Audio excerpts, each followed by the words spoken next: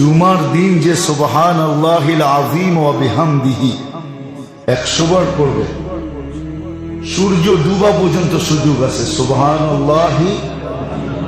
সুবহানাল্লাহিল আযীম ওয়া বিহামদিহি, সুবহানাল্লাহিল আযীম মনে থাকবো, সে 1 লক্ষ নেকি পাবে, তার মা বাবা 12,000 করে পাবে।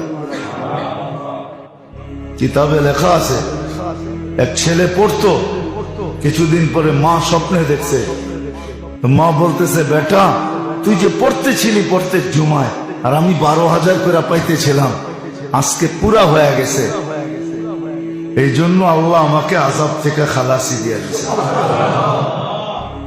আমাদের পড়া উচিত সুবহানাল্লাহিল আযীম, মনে থাকবে? না মনে হয় ভুলে যাবেন, লেখা রেখেন সুবহানাল্লাহিল আযীম ওয়া বিহামদিহি 100 বার, বেশি সময় লাগে।